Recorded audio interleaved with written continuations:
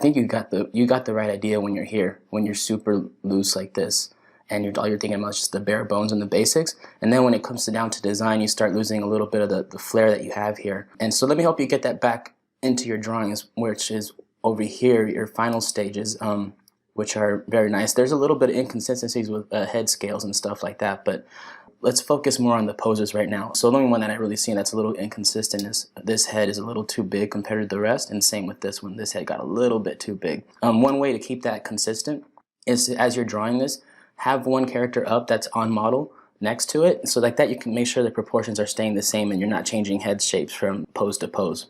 And great attitudes. It's just, I want you to make them even better. What I love about this is the simplicity of the shapes, right? And then here it got a little bit complex, so let's find ways to get that back in. When I look at this here, there's a nice little mouth shape and a nice little squint to the eye that I'm seeing, and I think we could use that in your pose here. Okay, so that's the great thing about using references. You can pull things like that and really stick to it, and it's okay because you're going to put it in your character design. It's all about capturing the acting from that actor or actress.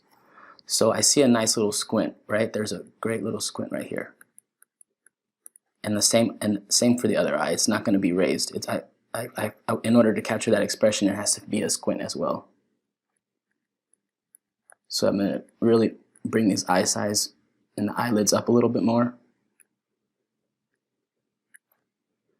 Okay. And then this mouth shape is a little bit more like this. Maybe I can curve this lip down a little more to accentuate that mouth shape. Yeah, I think that helps a little bit more. Okay, so now that's pretty much what you want to do for that, because of the design of this character is pretty simple like that. Okay, and then the hair and all that stuff, that's up to your design.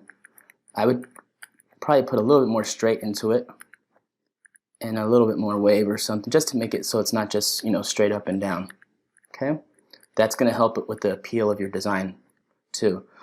So now looking at your pose over here, this one's kind of got a little bit of a lean back, and then this one's kind of leaning forward. So I kind of like the lean forward because it's more for the attitude of the face.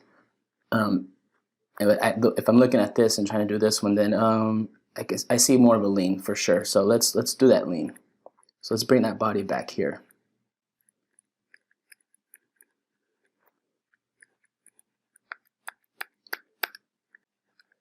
And then with this hand, I'm going to bring this elbow down here and then bring this hand up here, more like closer to her body. And then the finger a little bit more down.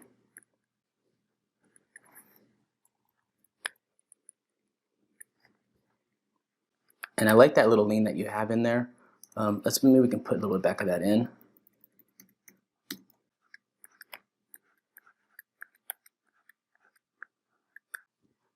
And the foot's going to be, probably because of the perspective, face a little bit more towards us. Okay. And then get that bag out here of candy. Nice clean silhouette. So there's that little lean. Let me now show this one to you side by side. And actually I'm going to scale the head down on this one too because I want it to be consistent with the rest of your poses. So let's show you this one side by side. So you see how there's a little bit more attitude in this, and a little bit more eye direction, and because the hand's not just pointed straight out, there's a little bit more believability in the pose. It gives it a level of strength. So let's save this one off to the side here. Okay, I love this one. See this, like the shoulder back here, and then the head's more forward, and then here it kind of just went flat. So let's bring that back into it. And looking at your reference, yeah, it's kind of like this one here. So you want that, you definitely want this structure that you had going on before.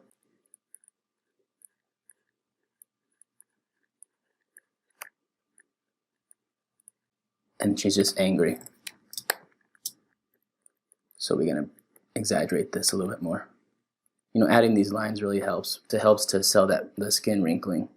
And I'm really going to tuck these eyes under here. You might even want to add that little angry line by the nose to help accentuate that expression. Maybe there's a little bit of hair coming in down the front on this side too.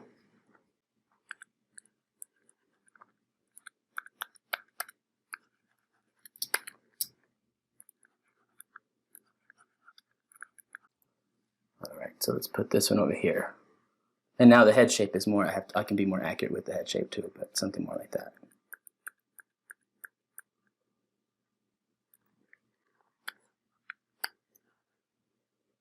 So you see the difference from that pose. Let's turn that off. From this one to this one here. It's like a little bit more lean forward, and then in bringing those legs a little bit further apart and gives a little more dimension as well. So let's move that one over here. Okay, this one here, I love this one. This one's great. So let's really get that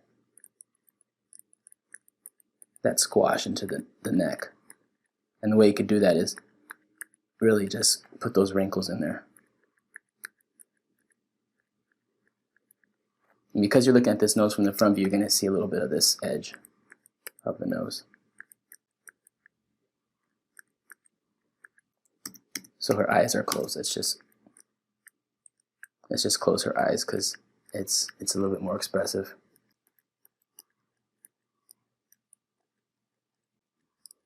See how adding that nose line right here, the smile line right next to the nostril, really helps a lot to really get that stress into the pose that you're looking for. And I'm going to really bring the shoulders up a lot higher. Notice I'm going from thick to straight, straight against curve. I'm trying to get this side a curved side and make it a little bit more appealing of a design as well. Now you get that nice compression happening in here. And in this one, I think the torso got a little too long, so I'm going to bring it back up a little bit.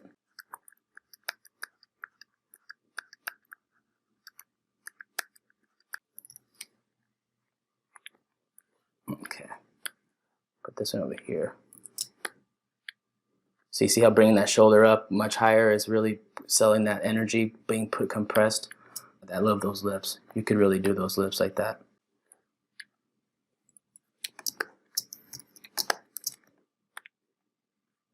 And then this one is a good one to do that kind of thing with the other eyebrow. It's kind of like a really attitude.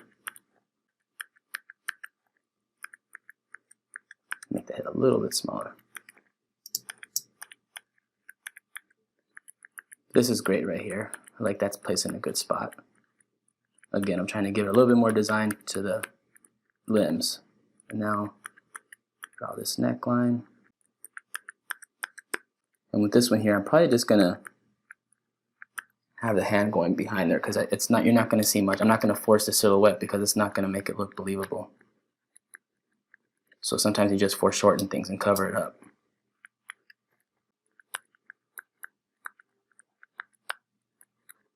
Okay. Yeah, with this one, I feel like it's probably the least successful. I just feel like it's falling over and there's not a lot of weight to it. So let's go ahead and give it some weight.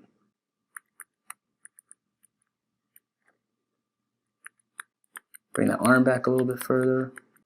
And I can still have that lean. You can do that, but I think you need to add a little bit of something to compensate for the weight. But you have to do something about that weight, or otherwise it's just not going to be believable.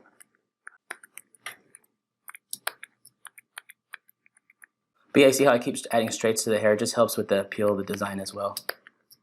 And then this one's pretty good too. So your character's changing a little bit from pose to pose, and that's just something you can be a little more careful about by putting your model up next to the one you're drawing, and then you'll be able to keep the proportions and you'll see where it's breaking and where it's starting to look different. I'm really gonna drop this other shoulder and then bring this leg down this way. More attitude. Basically, I shifted the weight to the other side. Okay? So now let's just look at all these side by side so you can see how the differences are. This is what I was talking about, bringing a lot of that energy back in. To see the clarity of these attitudes, it's got a nice feel to it. And all of these are almost there too. It's just a matter of, coming back to this and seeing what you're seeing in the gestures. So the other thing you can start thinking about now too is design, right? Start thinking about your thick to thin, your straight against curve, and giving your body parts shapes and design, because that's where you want to become a designer. And now that you've done all your homework for the reference and researching and expressions, now you still want your characters to be very appealing, so you have to bring in that design element. All right, you're doing great work. I'll talk to you next time. Take care.